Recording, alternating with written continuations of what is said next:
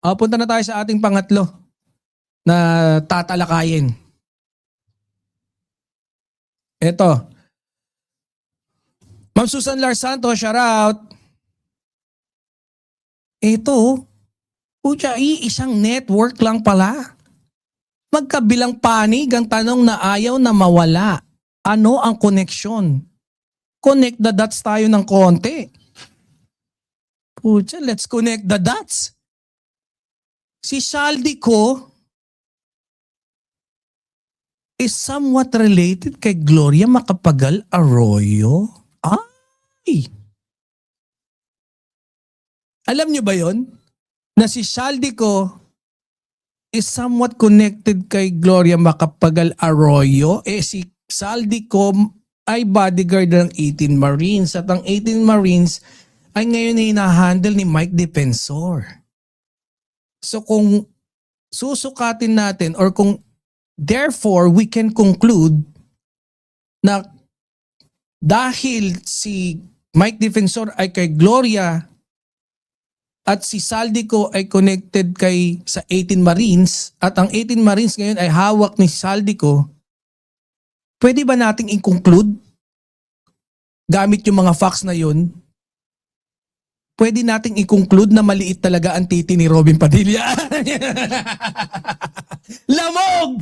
Kung ano mo, lamog ang etich. Langya ka ha. Pucha, yung kabastusan mo, Robin ha. Pucha, binabastos mo yung Senate. Pucha, dito lang, makaganti lang kami. Solve na. Ang ganda ba? Pwede ba i-conclude ng ganon? Mama loves?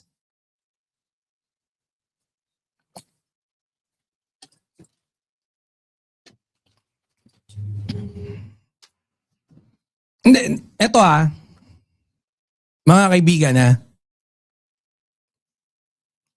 ito yung malaking Hoy, Bibi, parang topic mo na eti. Oo nga. Sorry. Erase. Pucha, kasi talagang yung kung nakita mo once you see it, you cannot unseen it na talaga Hindi na mabura sa isip ko. Pucha, ang tanong kasi dyan, bakit yung confidence ni Robin ang tindi? Ha? Ako, kung bakit mataas confidence ko, siguro naman naiintindihan nyo, ha? Yung size ng paa natin, butya.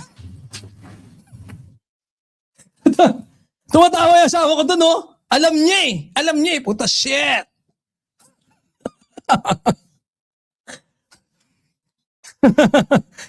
Huwag na natin pag-usapan, no? Mga malalaking bagay na ganyan, huwag na natin pag-usapan, ha? Pang FHA mo na yung topic. Oo nga, balik tayo rito. Focus! Ha? Mga kaibigan natin. Political coincidence o political influence? Bakit pare-pareho ang mga pangalan, no, na nagsusulputan at naglalabasan? Mga kaibigan, no, ito yung malaking question sa isyong ito Kung si Mike Defensor ang nasa likod ng mga aligasyon at political noise na ibinabato ng Blue Ribbon Committee, gamit yung tinatawag na Maleta Boys. Sino naman ang posibleng nasa likod ni Mike Defensor? Si Robin Padilla kaya? Hindi, pupunta na naman tayo dyan. Hindi! Sino nasa likod ni Mike Defensor? Yung mga lumalabas na impormasyon at reports, matagal nang kilala. No? Matagal na nating alam na malapit si Defensor kay dating Pangulong Gloria Macapagal Arroyo. Nung panahon pa ng Arroyo administration, di ba? Sunod-sunod yung high-ranking position na pinagkitiwala sa kanya. Naging chairman niya ng HUDCC. Nakalimutan ko na. Alam ko yan Kasi natabig natin kagabi si Lenny. Housing and Urban Development Coordinating Council. Pucha, very good pa rin ako sa Naging chairman siya nun ng HUDCC. Hanggang DENR, secretary. Diba? Naging DENR siya. Na kung saan pagkatapos mag-DENR, paano nangyari yun? DENR secretary ka about sa environment. Tapos all of a sudden, nagkaroon ka ng pag-aari na minahan? Ha? Tigas na mukha mo, Brad. From DENR na taga-protekta ng kalikasan? ng natural resources? Puta, all of a sudden, no? Bam! Puta, nagmimina ng kung ano-ano. Eh, alam naman natin yung epekto ng mga minahan. Lalo na pagka hindi maganda yung pagpapatakbo. Oh. Puta, tapos naging Presidential Chief of Staff. Kilala rin siya sa isa sa pinaka-loyal na defender ni GMA. Guys, bago ko ipakita sa inyo yung connect the dots natin, no, na ginawa ko kanina, puntahan muna natin kung ano yung mga pagkakakonect-connect nila. Presidential Chief of Staff. Tapos kilala rin siya sa pinaka-loyal na defender ni GMA. Di ba? Pagka kunyari may mga kontrobersya, po siya, lalabas agad si Mike Defensor Santiago. May tahi pa dito eh. Di ba, noong mga panahon na yun, tapos, hindi, puta na, sisibaking ko. Si Gloria joke lang, iba pala yun. Ito kasi si Senator Montulfo, si Kuya Montulfo sinabi, binembang daw Ewan ko, totoo ba yun? Totoo ba yun? Ay, tanong sa akin Tanong jowa ni Defensor yung si Aling Malit? Hindi ko alam yan. Hindi ko alam kung naging jowa. Malay nyo naman, bembang-bembang lang. Hindi naman Tanong, dapat tanong. Kasi, asan ang ebidensya mo? Montulfo, asan ang ebidensya mo na talagang nagkabembangan? Hindi yung, dapat patas tayo. Huwag tayong double standard. Kung merong isang paratang, no? Kunyari, yung kabilang grupo, hinga nating ebidensya. Pero pagka, kunyari, sa grupo natin, ang hingi din ay nagbigay rin ng claim, hingan din natin ng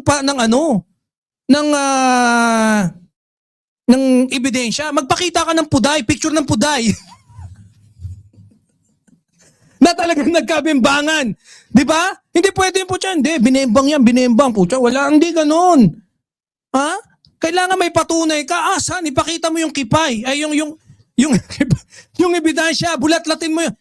Ibulatlat mo sa amin yung ebidensya. Hindi yung putya, tokis ka lang ng tokis dyan. Mali yun. Di ba? Dapat maglapag ka dyan. Di ba? Patas tayo Nanghihingi rin tayo ng ebidensya. Kahit dick pic, pwede na. Ngayon naman, lumilitaw naman yung pangalan ni Attorney Roy Rondain bilang abogado ni dating sino? Si Saldico. Pucha, yung Congress, ito. Wait lang, pakita ko Ay, eto. Yung abogado ni Saldico. No? Pucha, nakuha niya yung attention ko. Kuha niya yung kiliti ko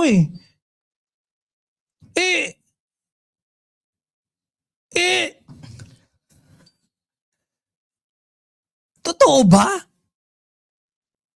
Ang bali-balita. Dati ka rin daw inuugnay sa legal defense efforts ng pamilya Arroyo sa iba't ibang legal battles? Totoo ba? So, pwede bang i-connect na yung isang matandang lawyer na puti ang buhok ay lawyer ni Saldico ngayon, lawyer din pala ng mga Arroyo family. What? Anong connect? Di ba si Saldico, bodyguard siya yung 18 Marines? Pucha, papalapit na tayo. Anong connect? Salbahe ka, nabug ako kape ko. Anong connect? Pucha! Di ba yung 18 Marines, bodyguard ni Saldico? Yung 18 Marines, mga aso na ni Mike Defensor? Si Mike Defensor, aso ni Gloria?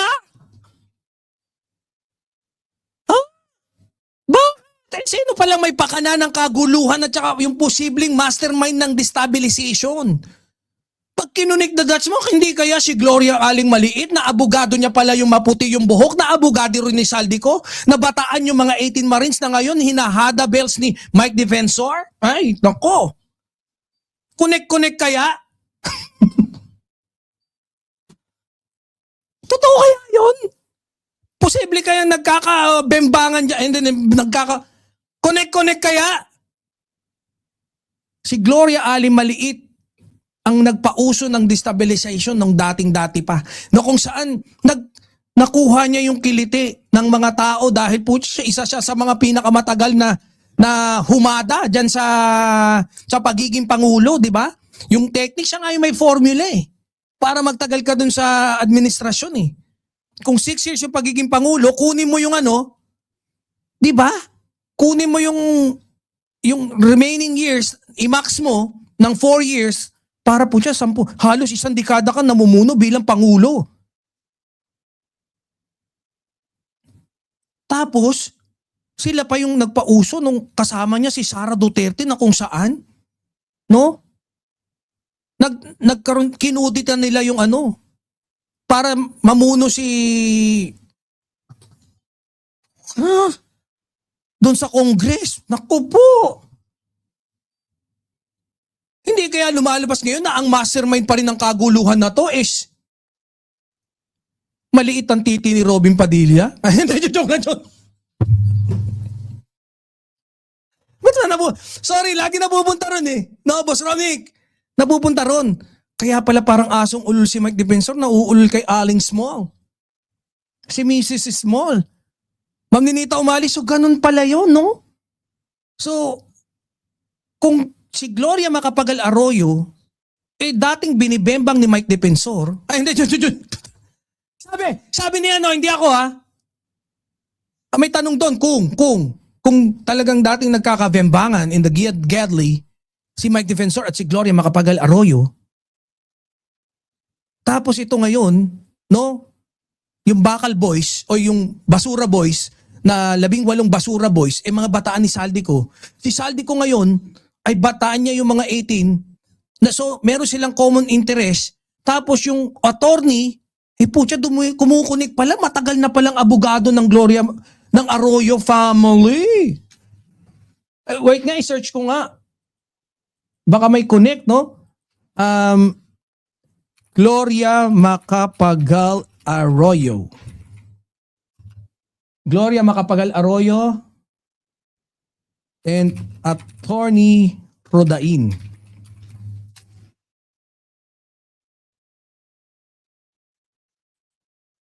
Ay, bakit AI?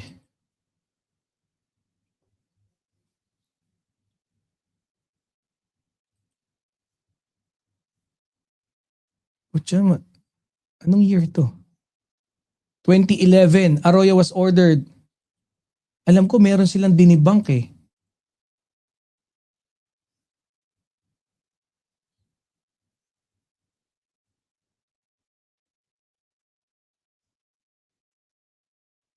Ayan ipinagtanggol. Oo. Hindi ko may papakita rito Hindi ko may kukonek. Pero ayan pinagtanggol. Ipinagtanggol ng sila yung pinapabasura yung petisyon na kung saan itong si Attorney Rodain ang kanilang abogado. 2011. Ay, naku, talagang connect. Ang layo ng linya. Si Gloria Macapagal Arroyo, kabembangan daw ni Mike Defensor, sabi ni Montulfo, hindi ako nagsabi niyan. Yung 18 Marines, alam naman natin yung connection kay Mike Defensor dahil si Mike Defensor talaga nagpapabricate yan ng mga evidence na peke. Yung 18 Marines na nakuha niya, bataan ni Saldico. And then si Saldico ay, ang abogado ay si Attorney Roy Rondain. And going back to the history, pagpunta natin ng konti, ito yung araw, dumudugtong, ayun! Dati ring inugnay sa legal defense efforts ng pamilya. Oh my God, the family. Wala tayo. Oy, Boss Ronald Osorio, Ma'am Sweet Liu, ano ba sa tingin nyo, guys? No? Wala to. Abogado atang GMA at NBN SDE deal. Totoo ba? Sige nga, search nga natin. Abogado ni Arroyo.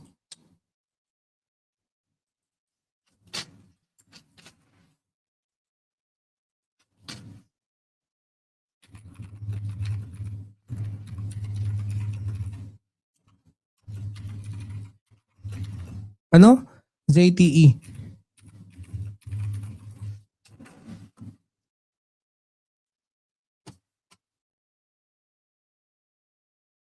Ay, nako!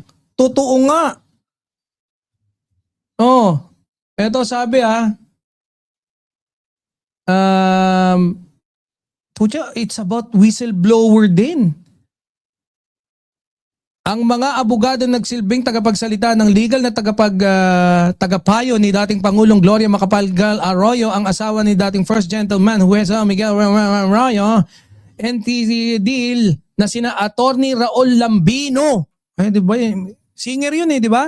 Attorney na, singer pa. Hindi, joke. Tapos si Attorney Roy Rondain. Sila ang humarap sa media at sa mga korte upang ipagtanggol ang mag-asawa laban sa kasong graft at plunder. Pucha, dalubhasa pala sa plundering to. So ngayon, kung yan yung abogado ni Saldico, kadla. Lahat yan may connect kay Aling Maliit. Laki ng perwisyo na ginawa. Pucha kasi, talagang pero alam niyo kung anong pwede nating ma-connect talaga lahat diyan. Buwisit talaga tong si Duterte, Tama lang na makulong siya. Biruin mo, pinalaya niya lahat ng mga yan. Pinalaya si Robin ng absolute pardon. Pinalaya si Gloria, pinalaya si Jinggoy at saka si Grabe, Tas ikinulong si Senator Laila de Lima. Grabe kademonyohan talaga ni Duterte, Yun lang Pucha, si Gloria grabe guluhin yung Pilipinas Pucha, hello, Garci, tapos nakawala na siya ron Grabe, Grabe yung connect Grabe. Ayop na yan. Punta na tayo sa ating ikahuling topic.